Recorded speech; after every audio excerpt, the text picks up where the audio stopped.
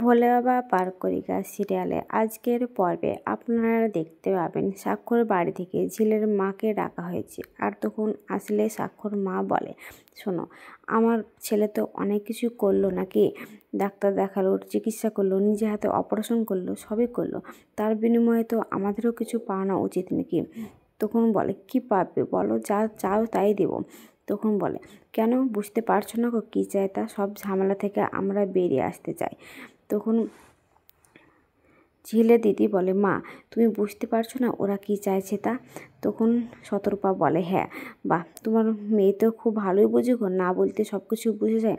তখন ঝিলে দিদি বলে, কেন বুঝবো না আমরা, কারণ আমরা তো ছোটোবেলা থেকে অনেক ঘা খেয়ে বড় হয়েছি, তাই মানুষ না বলতে সব কিছু বুঝে যেতে হয়। তখন ঝিলে দিদি বলে, মা ওরা চাইছে ঝিল যাতে ওদের ছেলেকে ডিভোর্স দিয়ে দেয়।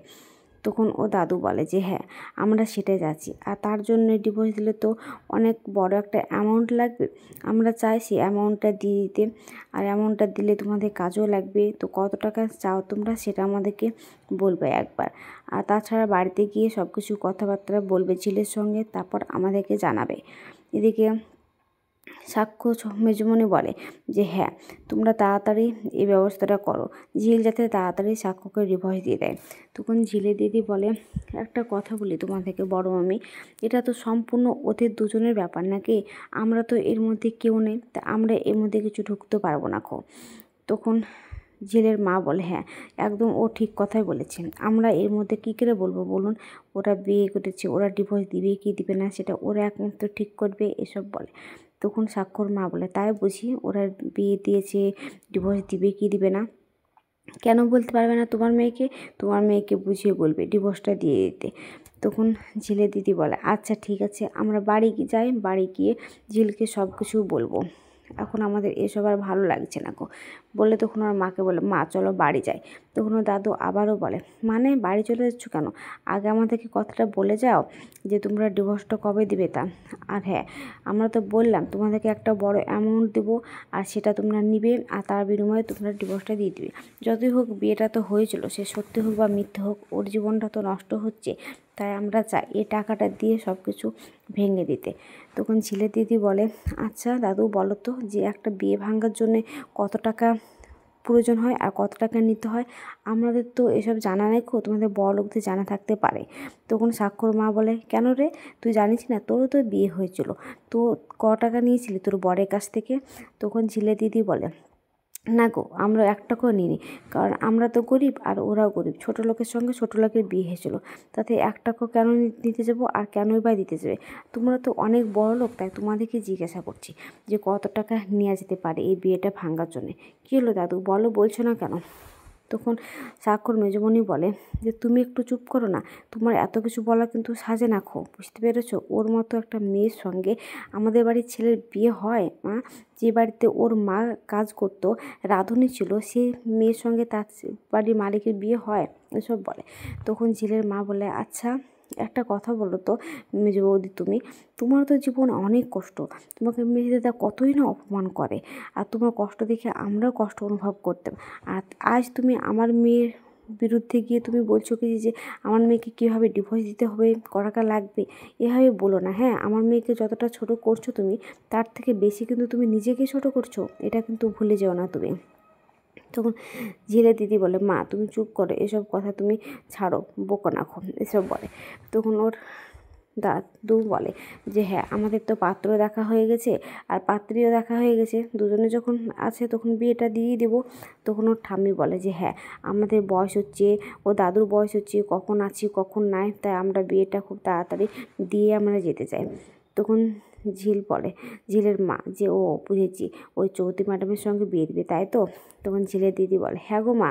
তখন ওর মেজমণি বলে, কেন, ওর সঙ্গে বিয়ে দিলে কি তোর অসুবিধা আছে। তখন বলে, না না, আমাদের কেন অসুবিধা হবে গো, আমরা কে, না বলছিলাম তাই, ওর হাব ভাব দেখে মনে হচ্ছিলো তাই তোমাদেরকে বললাম। তখন স্বাক্ষর মা বলে, শোন, এত কথার কাজ নেই খো আমার, তোদেরকে বললাম যে ডিভোর্সটা দিয়ে দিবি দিয়ে দিবি, একটা বাড়িতে এত বড় অশান্তি হচ্ছে, তাই আমরা চাই এই অশান্তি থেকে বেরিয়ে এই বাড়িতে একটা নতুন বউ নিয়ে এসে অশান্তিটা দূর করতে। তখন ছেলের দিদি বলে, আচ্ছা ঠিক আছে তাই হবে, যদি তোমার ছেলে ডিভোর্স দেয়, আমার বোন ডিভোর্স দেয়, তাহলে ডিভোর্সটা হয়ে যাবে, এর মধ্যে কিন্তু আমরা কিছু কথা বলতে পারবো না খো। তখন ঝিলের মা ও দিদিকে বকাবকি করে, তুই একটু চুপ কর না, তোকে আসতে বললাম তো এত কথা বলছিস কেন, তুই চুপ করে দাঁড়া, যা কথা বলার আমি বলছি। তখন ওর দাদু বলে যে হ্যাঁ তুমি চুপ করো, আমি তো তোমার সঙ্গে কথা বলছি না, তুমি এসেছো তোমার মায়ের সঙ্গে কথা বলছি। তখন বলছে যে তাহলে তুমি তোমার মেয়েকে সব কিছু যে বলবে, আর বলে কি হচ্ছে না হচ্ছে সেটা বোঝাবে, আর পারলে একবার তোমার মেয়েকে এ বাড়ি থেকে ঘুরে নিয়ে যেও, আমরা সামনাসামনি কথা বলে কাগজপত্র সিগনেচার করে নেবো, এসব বলে। তখন ঝিলের মা বলে, শোনো একটা কথা বলি মেসোমশাই আপনাকে, হ্যাঁ আমাদের তো কোনো টাকা পয়সা এসব লাগবে না গো, আমরা যদি ডিভোর্স যদি আমার মেয়ে দিয়ে দেয় তো এমনি দিয়ে দেবে, এসবের কোনো কিছু প্রয়োজন নেই আমাদের, আমাদের নাই তো, তাই আমরা এসব কিছু বুঝি না গো। তখন দাদু বলে, না আমরা দিতে চাই, কিন্তু একটা কথা বলে দিতে চাই, টাকাটা নেওয়ার পরে যদি আবার ভাবে যে আবার আমার বাড়িতে ফিরে আসবে, তাহলে কিন্তু হবে না গো, টাকাটা দিয়ে ওকে সই করে টাকাটা নিয়ে যেতে হবে। তখন স্বাক্ষর মা বলে, হ্যাঁ অবশ্যই, কালকে যখন ডক্টর দেখাতে যাবে তখন একবার আমাদের বাড়িতে এসে ঘুরে যাবে, না তো কী অসুবিধা হবে, দেখো আবার তুমি এবার স্বাক্ষর গাড়িতে এবার তুলে দিও রাখো, যে স্বাক্ষর গাড়িতে তুলে দেবে স্বাক্ষর সঙ্গে চলে আসবে তা হবে না। আর একটা কথা বলছি, তোমরা কিন্তু স্বাক্ষরকে বলবে না যে আমরা তোমাদেরকে কিসের জন্য ডেকেছিলাম আর এসব ডিভোর্সের কথা বলেছি, টাকা পয়সার কথা বলেছি, এসব বলবে না, তাহলে ছেলেটা আবার খুব আমার রাগারাগি করবে। ঠিক তখনই সেখানে সাক্ষ্য আসে, আর তখনও দাদু জিজ্ঞেস করে, দাদু ভাই তুমি আজ এত তাড়াতাড়ি চলে আসলে? তো হ্যাঁ আমার শরীরটা খারাপ। তখন ওর মা গায়ে হাত দিয়ে দেখে আর বলেন, না মা এমন কিছু হয়নি গো, কিন্তু আপনারা এখানে। তো তখন ওর মেজোমণি বলে, কেন ও তো আগে এই বাড়িতে রান্না করতো, এখন কি ওরা আসতে পারে না? তখন বলে, না আমি সেরকমভাবে বলিনি। তখন সাক্ষ্য জিজ্ঞাসা করে, আচ্ছা ঝিল ভালো আছে তো? তখন ঝিলের দিদি বলে, ভালো আছে, আসার আগে একটু গায়ে হাত দিয়ে দেখলাম জ্বর এসেছিলো, এখন কেমন আছে বলতে পারবো না। তখন সাক্ষ্য বলে, আমি বলেছিলাম বারবার করে, এখন জ্বর যদি হয় এটা কিন্তু হওয়াটা ভালো না গো, ভালো লক্ষণের দিকে দেখায় না, জ্বরের ওষুধ আছে তো? তখন বলে, জানি না তো জ্বরের ওষুধ আছে কিনা তা, কিন্তু আমরা যেতে যেতে কিনে নেবো। তখন সাক্ষ্য বলে, আচ্ছা ঠিক আছে দাঁড়ান, বলে ওর বাক্স থেকে একটা ওষুধ বের করে দিতে গেলে ঝিলে দিদি বলে, না ওষুধ লাগবে না, আমরা যেতে যেতে রাস্তায় কিনে নেবো ওষুধটা। তখন সাক্ষর মা বলে, কেন লাগবে না, আমার ছেলে অপারেশন করলো, ডক্টরের ফিস দিল, সব কিছু করলো, আর এই 500 টাকার ওষুধ দিতে পারবে না?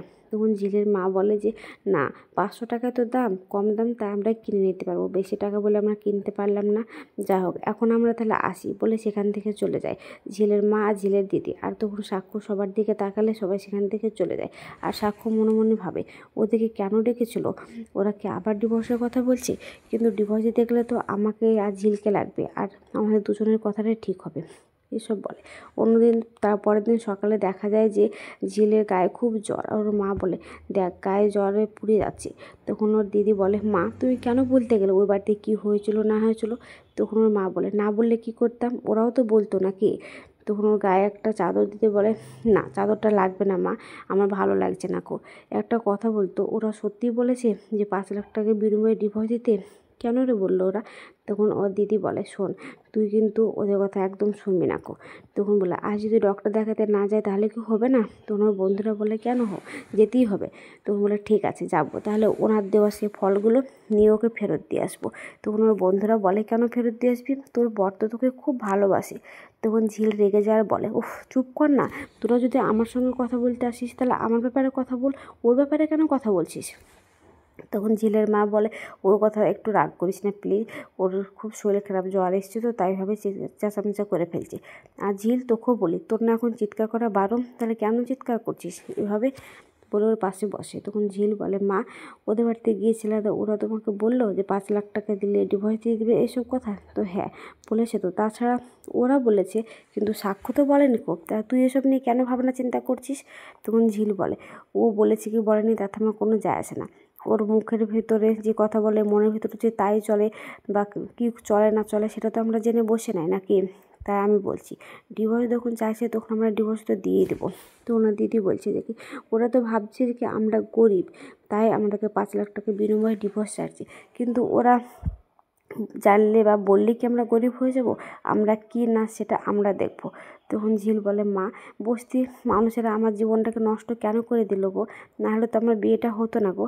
আমিও পারবো না ওদের বাড়িতে ওদেরকে মেনে নিতে, ওদের সঙ্গে আমাদেরকে কি মানায়? তুমি নিজে বুকে হাত দিয়ে বলো, আমি অশিক্ষিত, রাস্তায় রাস্তায় ঘুরে বেড়াই, কোথায় একটা কী গান করি, আমার ওর পাশাপাশি কখনো আমাকে মানাবে না, তাই আমিও চাই ডিভোর্সটা দিয়ে দিতে। তখন ও দিদি বলে, কেন তুই ওদের সঙ্গে লড়াই কর না ঝিল, কেন তুই ডিভোর্সটা দিবি? তখন ঝিল বলে, না, এই ভালোবাসার লড়াইয়ে আমি কখনোই লড়াই করতে চাই না, আমিও ডিভোর্সটা দিয়ে দিতে চাই মা, সব বলে। তো আজকের পর্বটা কেমন হয়েছে, যদি ভালো লাগে তাহলে কমেন্ট, শেয়ার, সাবস্ক্রাইব করবেন। আর হ্যাঁ, ফেসবুক থেকে দেখলে অবশ্যই ফলো করবেন। আর কোনো জায়গাতে ভুল ত্রুটি বলে থাকলে আমাকে ক্ষমা করবেন। আর কোনো সিরিয়ালের আপডেট পেতে চাইলে আমাকে বলবেন, আমি দেওয়ার চেষ্টা